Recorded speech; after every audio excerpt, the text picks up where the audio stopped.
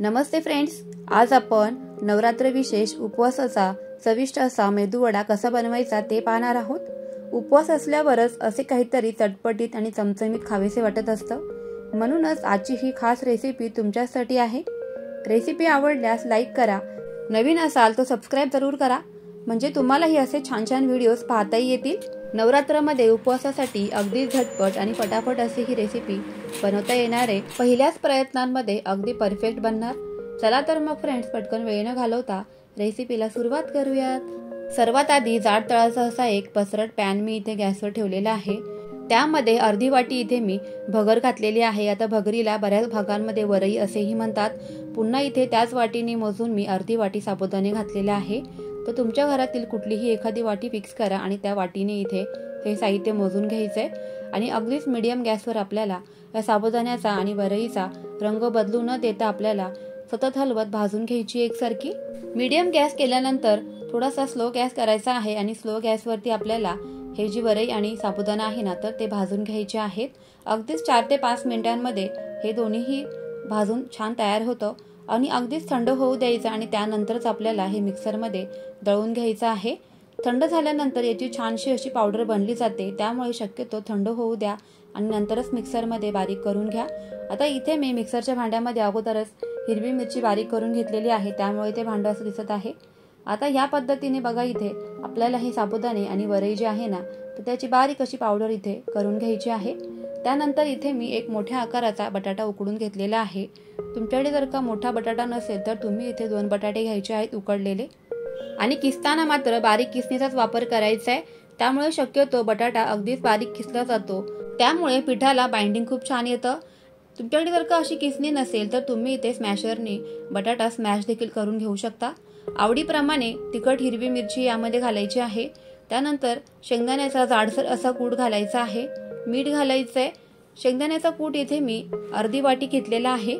तुमच्या आवडीप्रमाणे तुम्ही शेंगदाण्याचं प्रमाण कमी जास्तही करू शकता। आता सुरुवातीला बटाट्याच्या मॉइश्चरमध्येच आपल्याला हे जे पीठ आहे ते मस्त भिजवून घ्यायचंय। त्यानंतर इथे मी अर्धीच वाटी पाणी घातलेलं आहे। शक्यतो लागलं तरच पाणी ऍड करायचं आहे। शक्यतो बटाट्याच्या मॉइश्चरमध्येच बऱ्यापैकी हे पीठ छान भिजून तयार होतं। आता 5 ते 7 मिनिटं हे पीठ असंच बाजूला ठेवून देऊया। त्यानंतर पाण्याने हात असा ओलसर करून घ्यायचा आहे, म्हणजे हातांना पीठ चिकटणार नाही।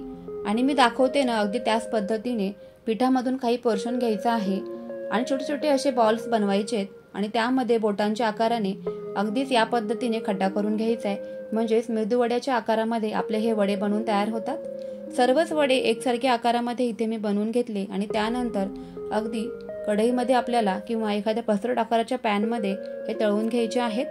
तळताना ही गॅसची फ्लेम मीडियम ठेवायची आहे। खूप जास्त हाय पण नका ठेवू आणि खूप जास्त कमीही नका ठेवू। मीडियम गॅसवरती आपल्याला हे जे वडे आहेत ना, तर ते तळून घ्यायचे आहेत। तांबूस रंगावरती आल्यानंतर आपल्याला हे वडे तेलामधून बाहेर काढून घ्यायचे आहेत। अगदीच क्रिस्पी आणि कुरकुरीत असे हे वडे बनवून तयार होतात। अगदीच खूप जास्त तामझाम नाहीये, ना दही घालायचं, ना सोडा घालायचा, ना कुठल्या पद्धतीचा इनो वगैरे घालायचा आहे यामध्ये। ठरवल्यानंतर फक्त 10 मिनिटांमध्ये असे हे उपवासाचे कुरकुरीत असे मेदूवडे बनवून तयार होतात। आता हे कुरकुरीत असे मेदूवडे तुम्ही दह्यासोबत किंवा एखाद्या खोबऱ्याच्या चटणीसोबत सुद्धा खाऊ शकतात। वड्यांना आकार तर पहा काय मस्त आणि सुरेख असा आलेला आहे।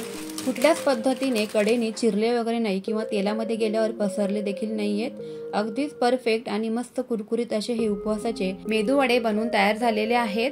रेसिपी आवडली असेल तर व्हिडिओला एक लाईक नक्कीच करा। त्याचबरोबर तुमच्या फ्रेंड्स आणि फॅमिली सोबत जास्तीत जास्त शेअर नक्की करा, म्हणजे त्यांनाही असे चटपटीत पदार्थ बनवता नक्कीच येतील। वड्यांना रंग तर पहा काय छान आलेला आहे, टेक्स्चर ही अतिशय सुरेख आलेला आहे। अजिबात हे वडे तेलकट वगैरे झालेले नाहीयेत, मस्त असे कुरकुरीत वडे बनून तयार झालेत। आवाजावरून तर तुमच्या लक्षात आलंच असेल। चला तर मग फ्रेंड्स, पुन्हा भेटूयाच अशाच छान छान आणि सोप्या रेसिपी सोबत। तोपर्यंत always keep smiling and keep cooking. Bye bye friends.